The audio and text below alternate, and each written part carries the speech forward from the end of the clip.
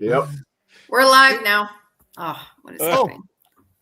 Good morning, everybody. Morning. It's 6 a.m., 28th of November, 2025. Some people call this Black Friday. Do we have a Black Friday sale, Alia? We have like lots of Black Friday sales happening. But we do have a special Black Friday sale of Black Friday through Cyber Monday, where you can get Dr. Nelson's or Kilt's Health's coaching certification course for $297. I just found out yesterday. So I will put the link in the chat.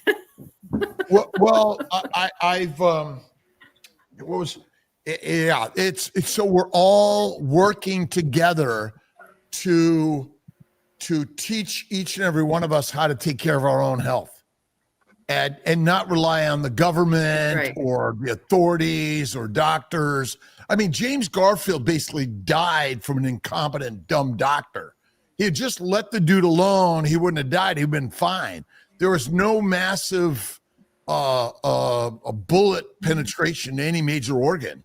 But interesting, a black doctor walked into the train station that he was shot at and basically began to help him. And then the white doctor shows up and starts probing to try to get the bullet out, basically dies of sepsis.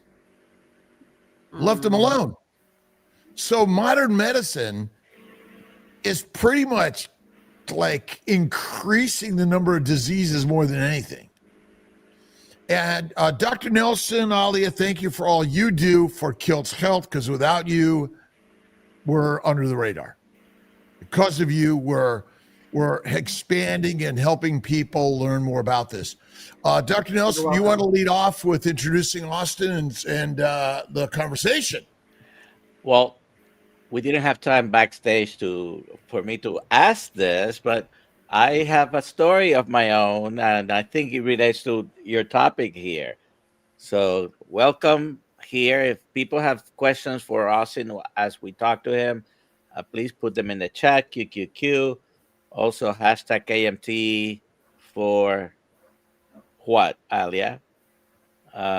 Today we will get this shirt, Meet My Food. Meet My Food, okay. And my AMT. Yes, ask your questions. Let us know also where you're watching from. I'm in South. Oh, sorry. Go ahead. Go ahead. Oh, no. Finish what you were saying. All right. So I'm in Central Florida. Dr. Kills is also Florida, Sarasota. And Alia, it's I don't know where you're today. I'm in the coffee region of Colombia. I'm gonna be up in the mountains later. Yeah.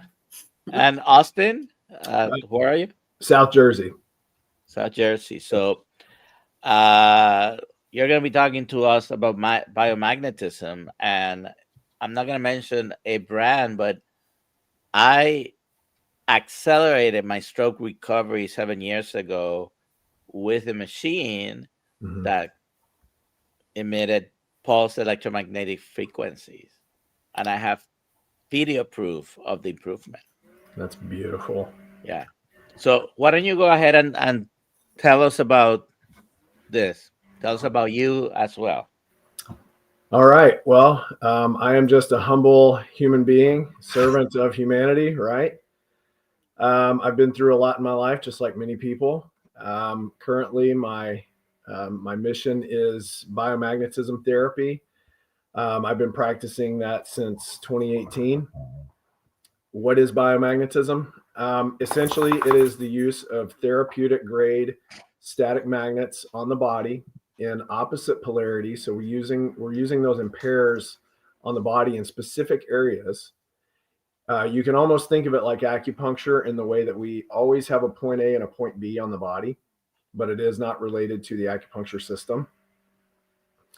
And the reason that we're doing that, like Dr. Kiltz was talking about backstage before we started the stream, is that we are trying to influence, and we are influencing, the hydrogen ion that's inside the tissue. And so a lot of times when we're talking about pH, and this dovetails perfectly with obviously the carnivore conversation in general, when we're talking about pH, what is pH? Well, pH is essentially a measurement of electricity in a liquid.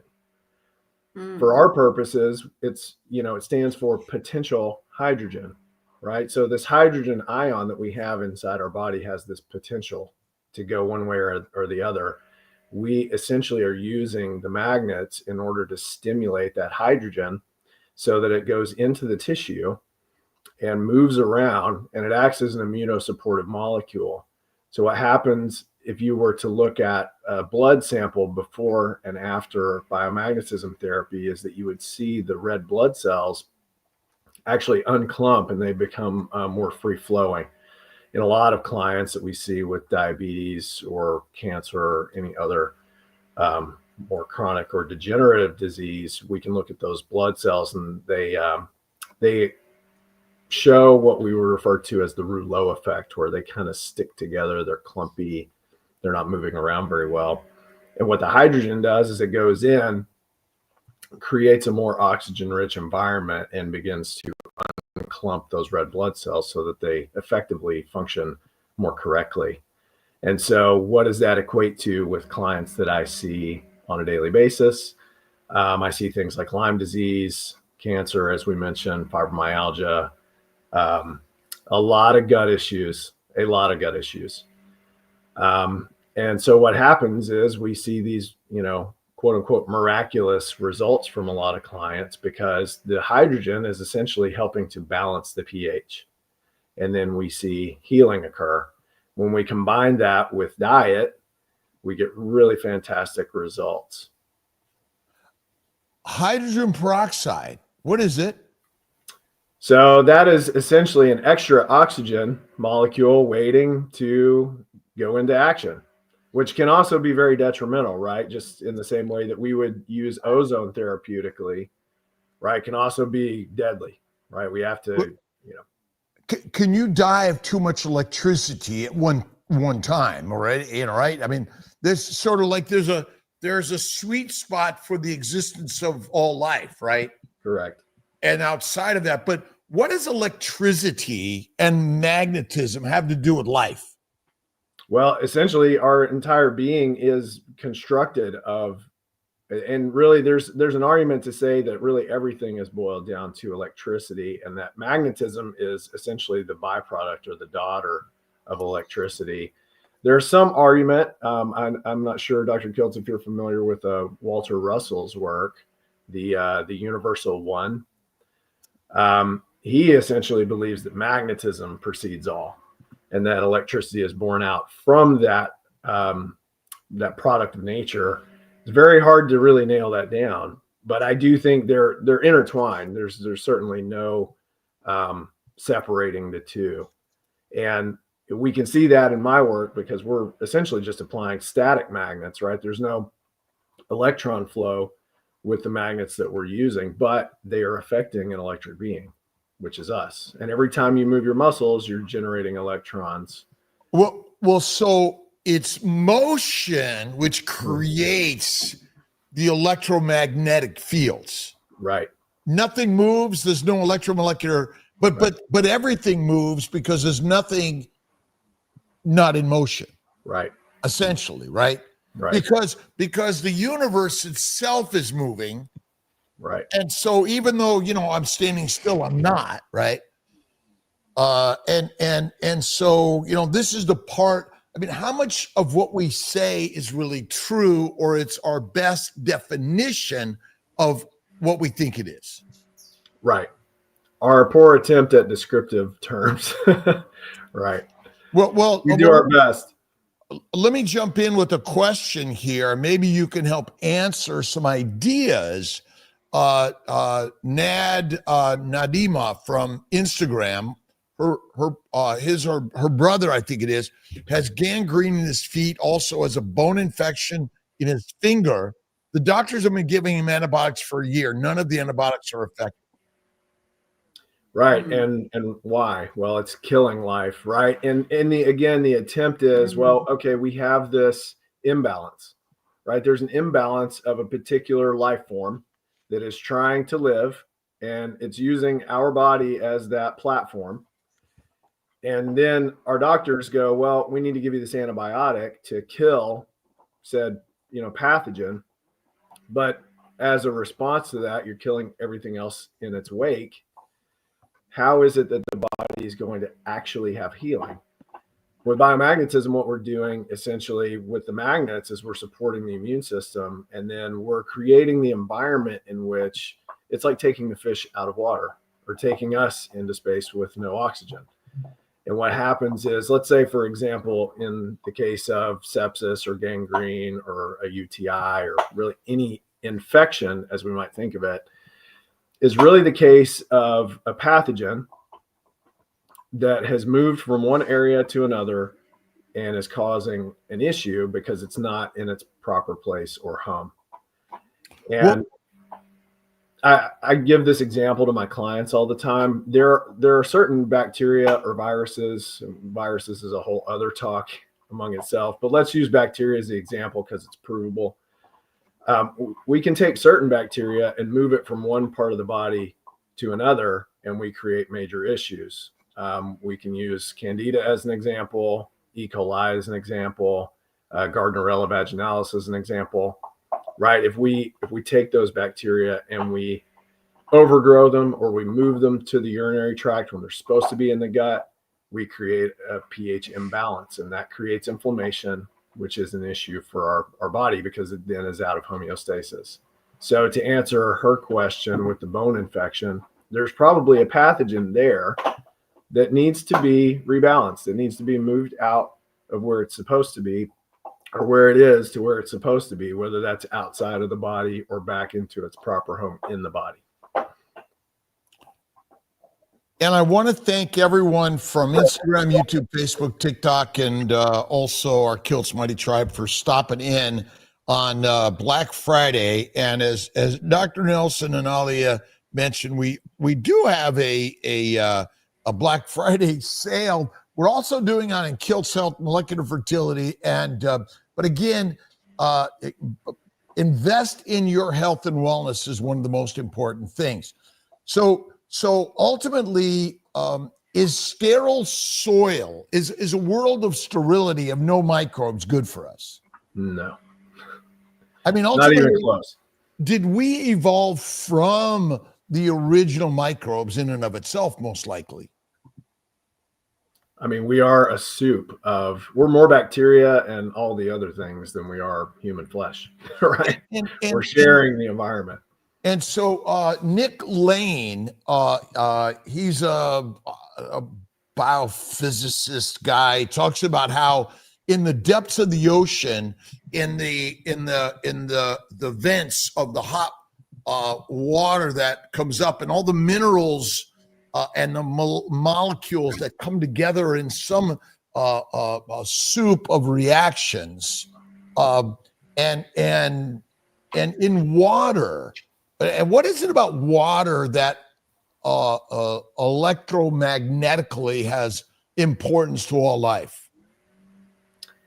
I think it's just inherent in the nature of the universe. And there's some argument to be made that the higher that we go off of our land plane and the further up you go, that you begin to encounter, more of a plasma state, which again, we could argue is a form of water. It's hard for our brains to think of it that way because we're used to looking at H2O. But I think really all life has either been affected by or is a byproduct of water, essentially, or different forms of it, right? I mean, we could talk all day about, really think about blood. Blood is water and it's plasma, essentially. Well, there's other components, but that creates our life. Without blood, we have no human existence. Right. So plasma, but it's interesting. So in someone who has electrical dysfunction of the heart, and also someone who might have a cardiac arrest, how do we treat them? We shock them. We shock them, right? We shock the heart and electricity, right? So what is that doing to is that in essence sort of realigning the the magnetic poles per se, or the direction of the electrical motion? I would say probably more direct of the direction of the electrical motion. That probably has more to do with it, but you also think about, magnetism enters the piece as well. So it's like you have all these different puzzle piece components together. They're all working together. The heart itself, depolarizes every time it beats, right? So we have also this exchange happening, almost like a piston, right? Right. Sort of a twisting, squeezing motion that's creating this field. I love physics and biology and all these things. So there are these nanomotors. These are motors at a microcellular level that are moving, right? And there's the delivery of some sort of electrical impulse, which is related to the movement of hydrogen, and we talked about that a moment.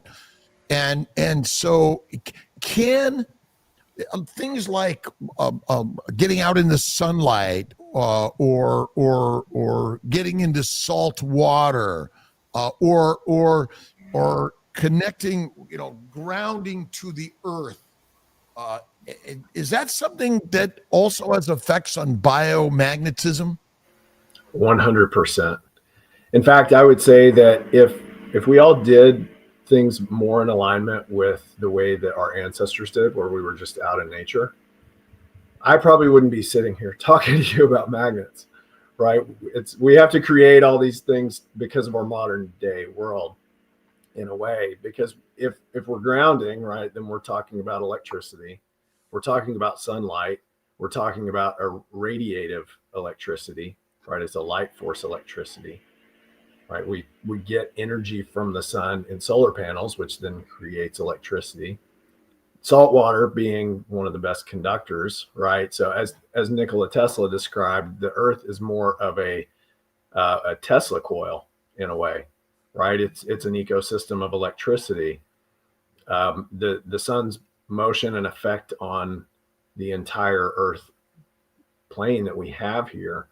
And it's interesting that the oceans are made of salt water, which is a perfect medium for delivering this electrical force. It's very interesting. So it is one of those ideas of as above, so below, the micros and the macro and so forth. Is really there any natural water that is without minerals at all? Not well, yes. If you look at the way that nature creates water in and of itself and takes that evaporative process from the oceans, that would technically be pure distilled water. And then it transfers it to the mountain ranges and it leaks down, seeps into the ground, gets minerals, comes up out of the ground as a spring. Is there any air that is 0% humidity? Probably the higher up you go. Okay, so right. But the atmosphere that we live in is an atmosphere of evaporation of water from the oceans of the world. Right. And is the air free of particles of salt or pollen or volcanic ash? Not where we are.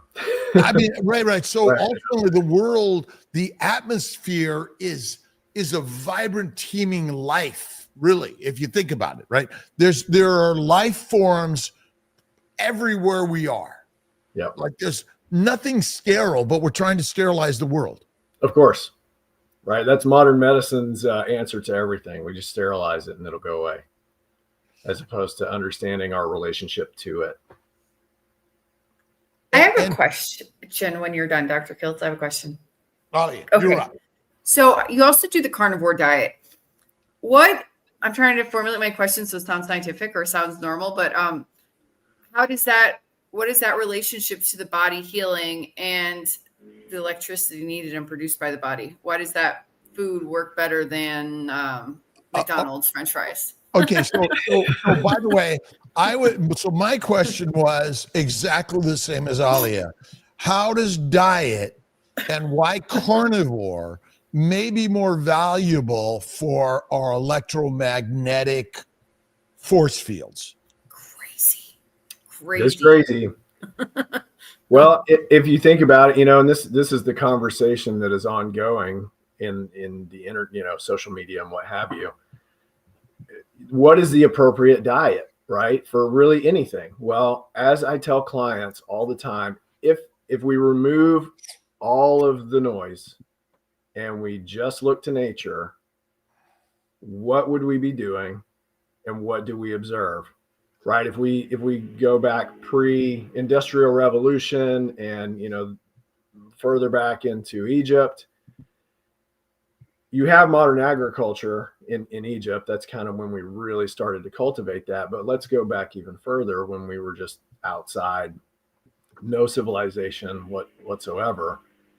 Every specific creature on this planet, bacteria, viruses, all the way scaled up to humans, giraffes, elephants, whales, whatever, in nature, they inherently already know their appropriate diet. And it just is this way, and just by the way, for a quick background, I was vegan for 6 years, right? So I was confused. And there's no way that you can have a vegan diet in a non-industrial society. It's absolutely impossible. The amounts of food that you would attempt to grow, but then also have to keep on hand and dried during the winter months, it's impossible. Our diet has always been meat. So our physiology has adapted to that relationship. If we had adapted in a different way, we would be sitting here having a different conversation about how we only eat grasshoppers because that's the thing we adapted on, right? Or whatever. But our physiology works best because it is essentially a one-to-one relationship where we're sharing, at the end of the day, all those molecules that get broken down are recognized by the physiology of the machine that's breaking it down.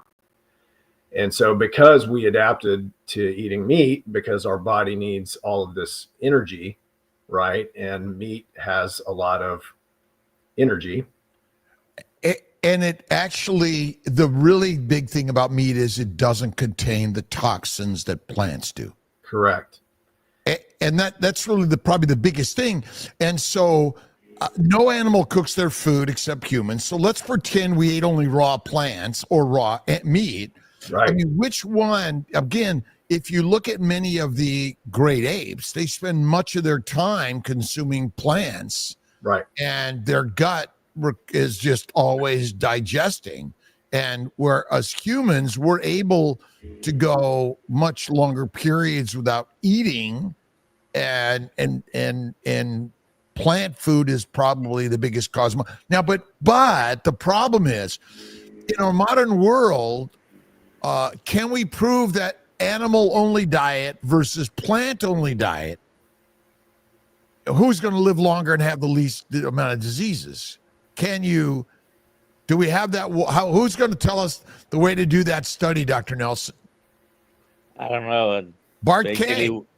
Professor K is the only one. He said, lock them up. Lock them up and keep them there for 100 years. And right. Someone in 100 years can get some conclusions. James Salisbury kind of did the study during the Civil War. It's true. Right? It is very radical and amazing concepts and ideas, right? Can't afford steak.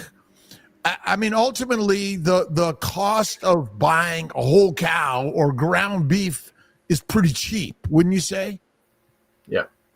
And I could also speak from this perspective. In the vegan community, a lot of people will say like, oh, well, it's so much cheaper to eat plants. Well, I honestly would argue no, because you're having to also don't take into account the fact that you're buying all of these supplements when you could just go buy the meat, right? I mean, the amount of money people spend on supplements and all this yickety yak is kind of crazy, right? And really, if you're after pure health, we want to look to the most nutrient dense food available, right? And obviously, that's going to be meat. An inconvenient truth for, again, some vegan, vegetarian, thought processes, but it just, the fact is what it is. And so to answer your question, Alia, the reason that we see good outcomes in terms of electricity and health in regards to carnivore diets or even ketovore, anybody that's moving more toward an animal-based diet, is exactly to your point, Dr. Kiltz. It's removing toxic byproducts that are contained within whatever you're putting in your mouth. And meat just happens to be the perfect food for us to be able to have essentially low to zero inflammation. And it also contains all of the necessary ingredients or materials to build healthy cells and create that electrical flow that we need in order to maintain homeostasis in the body. Mm-hmm. So it goes hand in hand with really any health outcome that we're trying to achieve. I think we see the most drastic outcomes when we look at people with gut issues, because really the immune system is contained within the gut. So you see these, miraculous healings when you have people that are in really terrible shape like that, whereas you won't see much movement in a healthy person because they're already in that state of balance. Can we, thank you, Austin. Oh, yeah. I just wanted to, Multitasking. yeah. What's the answer to this question, Dr. Kiltz or Dr. Nelson? Well, Dr. Nelson, go ahead.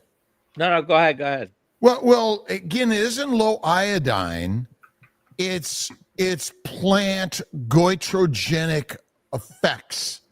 Remember, the plants damage every cell of our body, and the thyroid is like one of the most important glands of the body. And so by just supplementing with iodine, it may help. But if you get rid of the goitrogenic, tumorgenic foods, which are basically back to back to Noah Whiteman's book, and also the book called Light Eaters, you realize that plants are poisonous to every organ system of our body. We're probably, it's like adding tortillas and recognizing that it binds zinc and other minerals and vitamins that reduce our absorption. Plants are chelators. Right. Oh, are plants electromolecular magnetic life forms? 100%. And do they move water? 100%. And so do plants change? Without the plants, will we be everywhere a desert? That's right. There is no life form beyond an algae in the ocean, right? A photosynthesizing microbe that kind of is at the motion of the ocean, which moves by electricity. Okay, right. The winds of the world move by electricity. Yep. The Grand Canyon, Brother Ray, who's on Instagram today, in Southern California.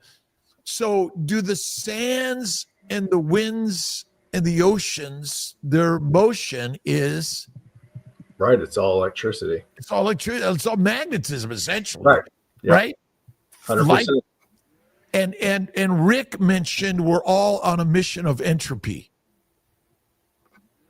Yep. That's why they say a body in motion stays in motion. Right. And yet ultimately all, it's sort of the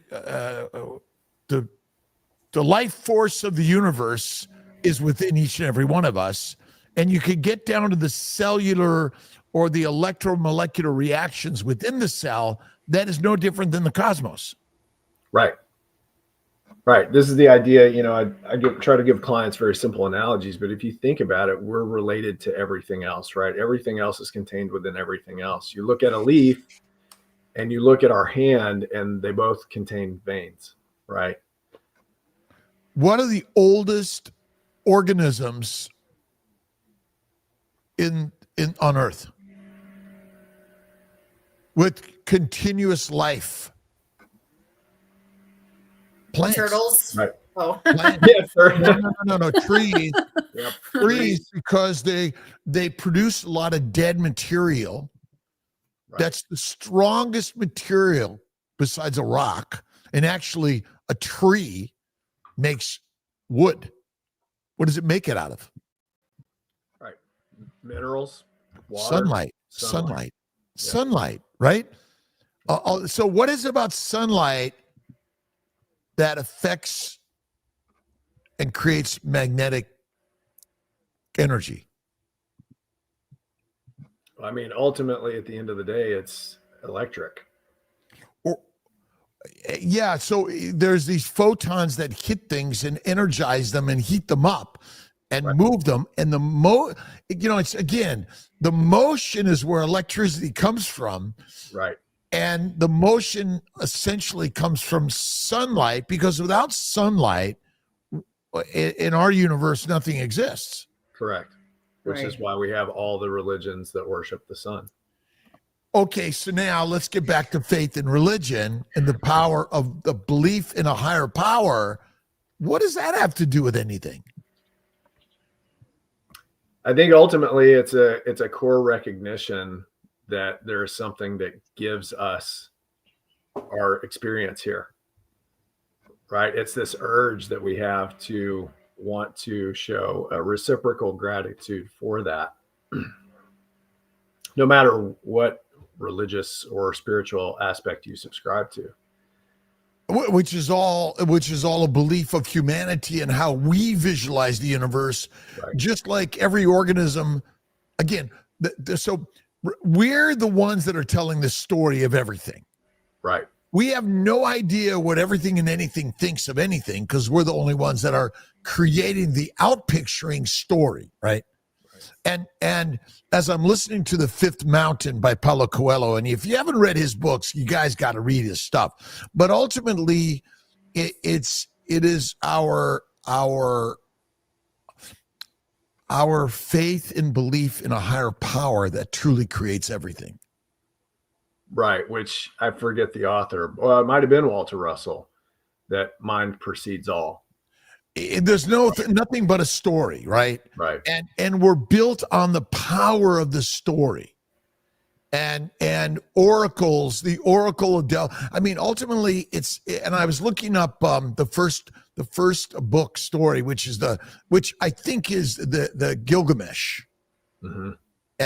and how we seek the stories and through what we could see initially as cave paintings, and then eventually became the word, the written word. But the books and the written books are actually the most powerful energy of the universe, because now we spread ideas, right? And it's these damn ideas that keep spreading around the world. And so, is there any truth to magnetism, or is it simply our interpretation of the universe? I think at the end of the day, it's truth. And I think we have the ability to reflect on it. And through that observation, I think, is how we understand or interpret what we would call truth. But I think that observation allows you to see that's cause and effect, I guess, in some way, that you could essentially view that or repeat that. And that truth, essentially, when boiled down to it, stands on its own because it's repeatable or observable without opinion, right? It's just an effect that occurs. Well, but isn't that just our opinion and our observation? Because it's all theoretical. It's our theoretical interpretation. Even the universe, which is beyond, well, it isn't beyond our human mind, because it's created in the human mind. Right. Right. We are the creators of all things. Right. And we are the gods. Damn.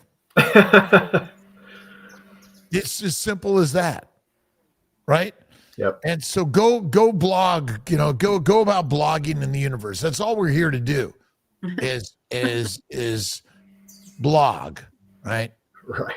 That and as George says, the infinity of the universe is beyond the understanding of the human mind. If we accept that, then nothing seems impossible.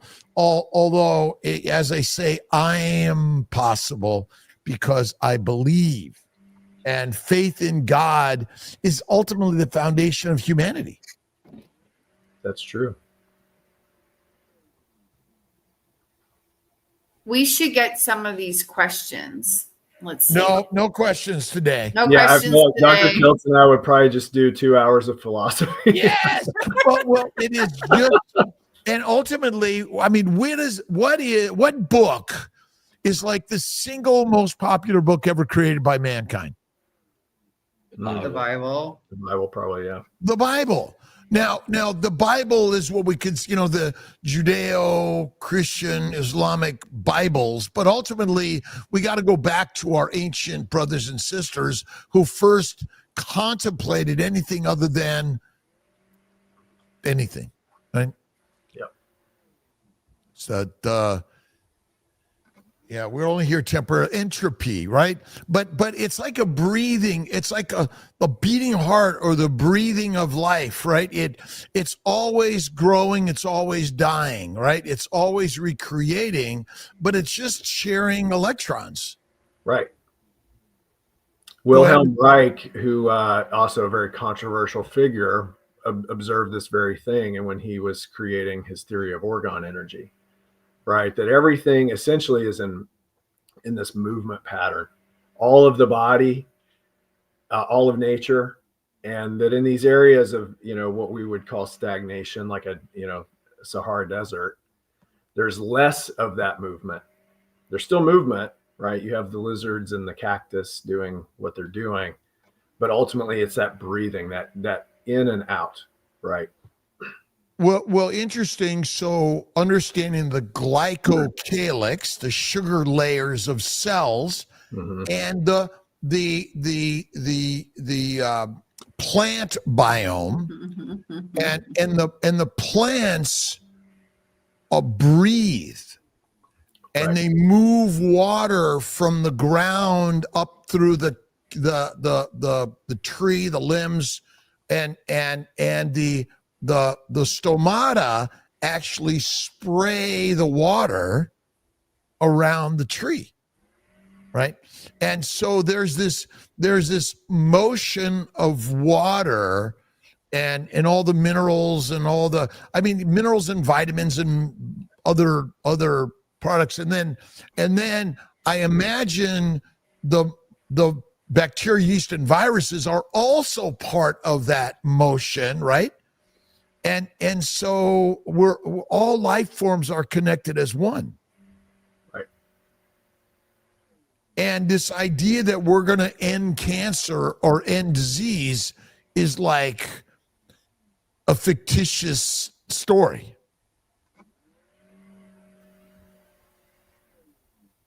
Can we exist without them? No. It's all entropy, as Rick says. Master Rick. We're going to have a couch at Boca. Do we know that yet? We're not. We will talk about that afterwards, but we can Okay. definitely do a couch at Hack Your Health. Let's see. Elke would like this question answered. What does treatment look like? Is it preventable or only for specific issues? Preventative. Preventative, yeah. Yeah. That's for you, Austin. Oh, that's my question. Okay. Yeah, your treatment. This is how I would answer that question. An ounce of prevention is worth a pound of cure, right? And so if we're doing things to prevent us from getting sick, less likely that we're going to fall prey to illness. If you fall prey to illness, right, then we can do biomagnetism to help stimulate the immune system. There's just sort of two schools of thought here. And this would really be a way to dovetail quickly into kind of what we would refer to as categories of disease. You would have acute infection where, right, we get strep throat or conjunctivitis or what have you, respiratory bronchitis. And then we have chronic issues where we've had low-lying inflammation, gut issues for a long period of time, or say like Lyme disease, where it builds a slow manifestation over that period of time, creating the inflammation for the long game. The prevention would be to take steps like eating a proper human diet in order to mitigate and allow your immune system and those cells to function at their optimal level, so that if you encounter something that may take down the immune system, in modern day, most of the times that's stress, that the immune system can handle that operation and continue to move forward. In biomagnetism, you can handle both. You have to manage the expectation in terms of after prevention, right? Like if you come to see me and you already have the UTI, we're sort of fighting the wildfire. But the hope is that we're going to essentially stimulate the immune system so that instead of maybe being sick for 8 to 10 days, it's only 3 or 4, right? Yes, Dr. Nelson. Oh gosh. What kind of tools or equipment do you use? Essentially therapeutic grade static magnets. And then the knowledge, right? You have to have the knowledge. And the way that we figure. So these are multiple individuals, small. We have small, medium, large. Okay. Right. And a lot of that stuff is based on logistics of the body itself. So for example, I might want to use smaller magnets on the facial area versus larger magnets on the low back or the legs. I'll give you an example here. So we would use magnets like this. You can see the magnet inside the leather casing here. So we have reverse polarity. And so we would always be utilizing these in pairs on the body. So to kind of give you a quick idea here, let's say, for example, here's some minis, right? So these would go really well on the face, depending on the point that we're observing. Let's say, for example, you have respiratory syncytial virus. How do I, as a therapist, figure out where the magnets even need to go on the body? Well, we are designed in an incredible way where if you're not familiar with a form of kinesiology called muscle testing, we're essentially utilizing muscle testing to ask the body, where is this disease hiding, right? Or where are these pathogens trying to cause this inflammatory process? So we could say, for example, with RSV, you might have points here in the frontal sinus. And what occurs when you place a black and a red on the body in opposite polarity, there is this effect that we refer to as the all or nothing effect, which essentially is also like entropy. There either is motion or there's not motion. And so when we place them, the hydrogen immediately, it's on. And so now it's moving, and the virus has its own environment that it wants to survive and thrive in, which manifests in a lot of ways as illness for us. We are simply rebalancing the pH so that the environment is conducive to regular homeostasis. Now, we can also utilize that for prevention, right? I have clients who come see me who are what I would say are healthy, and they might see me once a month or once every 6 months just to get a tune-up, right? In order to continue the flow of life. Interesting. Terry asked, can biomagnetism be therapeutically implemented at home? It can. And in fact, I see clients who are in such a poor state of health that I may have to do a mobile call and go to their, make a old school doctor house call, right? I'm not a doctor, but we kind of play like that. So can meditation, prayer, things like yoga, Tai Chi, and creating an environment in this magnet. I mean, we are essentially a magnet. Mm-hmm. And can we affect that? I number one is I highly am impressed with what Austin is doing, and I think it's very important. Do we have the ability for everyone and anyone in the world to begin to sort of function by simply imagining the beauty of life in all ways? And what do we know means that any of us are going to live longer? Is it really longevity that matters of our physical nature, or is it the quality of our life every day? Quality, 100% quality. Yep. And we don't have time to get into it today, but definitely have experience where quality of life over quantity of life is concerned. And I would argue all day long that one really good sunset is worth one day of life over having 100 years of being bedridden. Sure. Yeah. What I don't. Oh, go ahead. Although, again, what would you say to a mollusk, right, that doesn't move, or to a tree that doesn't move? Again, it's back to our interpretation of all life existence, when in fact we don't know. Yeah. Next question. What's his thoughts? I don't know how Qigong. Is that my question or Dr. Yeah, that's, No, for you. Hey, Yeah. Those questions are for you. I think Qigong, Dr. I think Qigong, right? We're going back to this idea of energy and movement of energy. And if we think about our body as a microcosm or reflection of the universe, everything's in motion, right? Which is why we create any of these practices to begin with, is to understand and share the relationship of us to this idea of the universe. So I think Qigong is excellent. Really, I think the big takeaway is we should be moving like Dr. Kiltz and practicing mindfulness. It's pretty simple. That's why every day I read things like Christ-based teachings or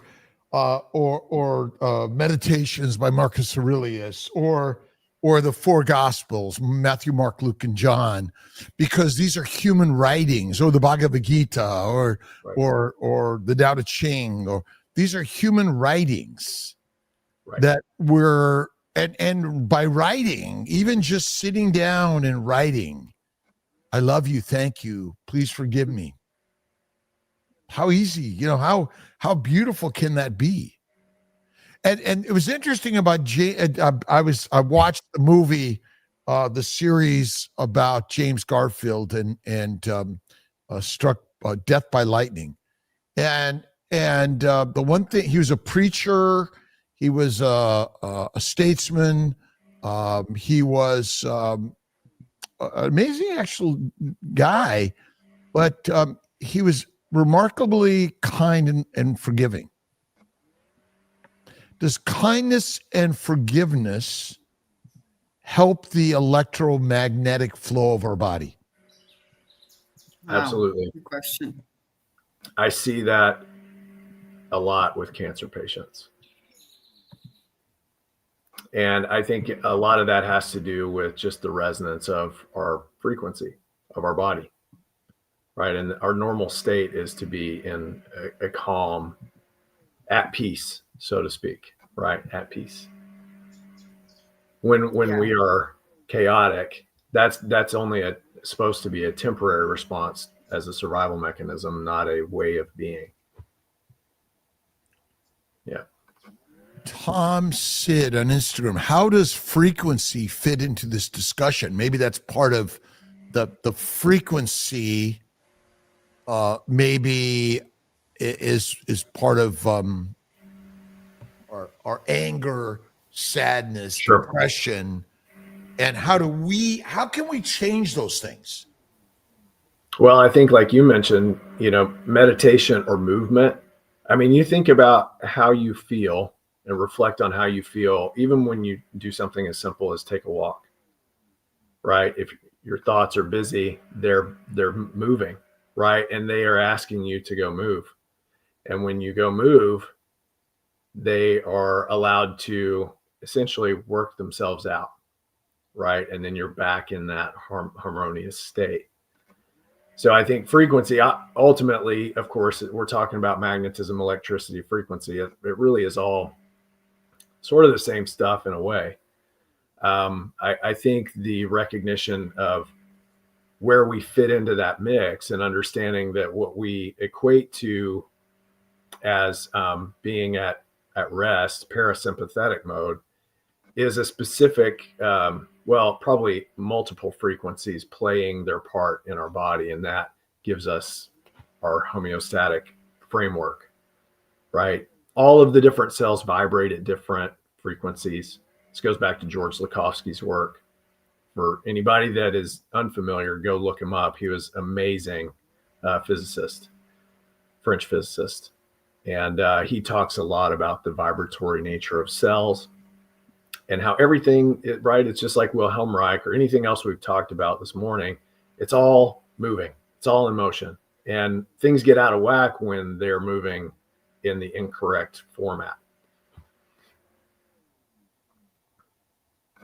What do you think of the electromolecular energy of electricity power lines and or of the cell towers that are emitting all this energy?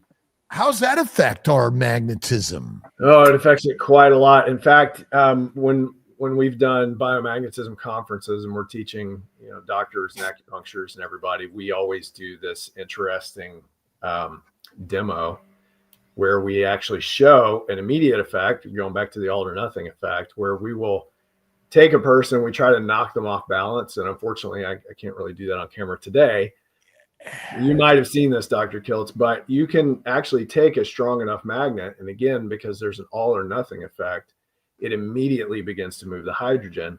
We try that same process, try to knock them over, and it acts as a stabilizing force. We then take somebody's cell phone, have them hold it up to their chest, and then we do the same test again, and you can immediately knock them off balance. So it shows you that they're 100% affecting our body. And we can go back to the work of Arthur Firstenberg, the Invisible Rainbow. And he essentially documents, anytime we as humans have implemented radio or electrical power or what have you, that we almost see a wide scale illness occur in humans. And it's our inability to adapt to this new frequency of things, right? And then as we adapt to it, we tend to see chronic inflammation when we're not doing the other proper things like eating carnivore, right? Or being too stressed or heavy metals, all the things, right? With that question, I think Austin needs to talk at Hack Your Health next year. I would be thrilled. I don't control that, but I will introduce you to Robin. Well, I'll send you an email. we can get the ball in motion. So, go ahead with that question, Alia. What's y'all thoughts on veganism and how diet is important to our energy? Well, again, speaking as a former vegan, it almost destroyed my health. And I could even say, having observed cancer patients, people with IBS that are all also doing vegan or vegetarian diets. As we've talked about this morning with motion, this is a really good allegory here. When you're eating the plants and they contain toxins, and they also contain things like fiber, which our physiology is just not really set up well to do. Because we can eat it today and then tomorrow move on doesn't mean that we should be doing it every day. And so when you eat those plants, they slow down the motion, right? The stomach acid is having to try and break down this really dense matter, and it creates inflammatory process along with the compounds and the toxic compounds that are found in those plants. So ultimately, while you may not fall ill today eating a vegan diet, it may not be 6 months, although there are cases where people have that happen. But for an average person, that probably won't occur. It will occur. Eventually it will occur, right? And so we're talking about, again, the long game, where if we look at our physiology, and really any vegan argument in terms of whether we're carnivore or vegan can all be dispelled simply by looking at the stomach acid and analyzing what it's doing. And if we look at only that piece of it, forget about the fact that our appendix is, this big, So that cecum is not conducive to processing plants. But let's just take the stomach acid, 1 point higher than a vulture. Our stomach acid is stronger than lions and tigers, right? Which really, in that message, tells you a lot. Not only does it tell you our place in the chain of command, but it also tells you what we're capable of doing. Things like raw meat, right? Which, again, for modern society is a little bit gross because we don't normally do it. But cultures around the world have recipes for raw meat, right? And in some places that's considered a delicacy. So I think really it just boils down to, again, understanding the physiology of our human body and just understanding that meat is the way. When I made the switch from veganism to meat, I immediately saw health improvement, and we didn't even have time to get into all that today. Right? You gotta come back. That's right. There you go, Dr. Kiltz. Yeah. Meat 3 times a day. Well, what about I could alcohol? argue maybe 2 or 1, but What about alcohol and its effects on the hydrogen potassium pump, sodium potassium pump, and the effects of hydrogen and how that affects our magnetic flow? well, that's a really complex conversation for us only having 4 minutes, but you can essentially say that it gets in there and it mucks it up, right? Doesn't make things work correctly. It affects the nanomotors, which keep Yep. the sodium potassium pumps. moving in and out properly. Right. Yep. Right. And fermentation in the gut from fiber is also a damaging and deadly thing for all of us. Correct. Right. Which could also set up, conditions for cancer, right? Metabolic issues. And so what's the best way for people to sort of dive deeper into these ideas that you're sharing? Where Oh, can they goodness. find you? And what, Dr. Nelson? Where can they find you? You can find me on Instagram at Solterra_biomag. You can probably just search Austin Walters. If you're in the South Jersey area, you can look up Solterra Biomagnetism. That's my company. That's my website is solterrabiomag.com. It's SOL as in soul, like the sun, TERRA as in the earth, and then biomag, BIOMAG.com. If you go there, you'll be able to email me, ask me a question, set up a session if you'd like. I'd be happy to talk with you. And I would love to do this again with all of you. It's been very quick and interesting today. So And we don't even know why you're carnivore. No. I know. Why are you carnivore? The long and short of it is that I spent years and years and years being overweight, eating too much processed food, being a heavy smoker, being a not quite heavy drinker, but a frequent drinker. I suffered my own health issues. Last year, I actually had a heart attack, had quadruple bypass surgery in December. So we're almost at the year mark. Wow. And that is from the byproduct of all of those choices. And here we are, right? But that allows me to impact clients and come from a perspective of I've been there, right? And so I think carnivore has been a big piece of that healing. I think carnivore helped me lose a bunch of the weight. I now, of course, do fasting to get rid of visceral fat issues that probably also contributed to the heart. So that's the long and short of it. How does fat adversely affect us? Well, it depends on the fat, because if you have too much of it, right, too much visceral fat holding our organs together, but if we have an excess of it and it infiltrates the artery, it may be damaging. But is it possible that the fat has nothing to do with it, but it's been the scapegoat, where in fact it's the plant, sugars, antigens, chemicals, and alcohol, which is really the deadly problem? Because if you have to migrate thousands of miles or gestate or hibernate and you're not fat, you're fucked. That's very true. You will die. So again, obesity causes no disease. It's what you consume that got you there. Right. It's like if you're drunk, being drunk isn't a problem if you're just laying in bed doing nothing. But Right. what got you drunk is the real problem. Right. Right? Yep. And so really fat and obesity and even in visceral fat, what does your body make that's harmful for you? Nothing. Right. It's what you put in the mind and the mouth that matters most. Yeah.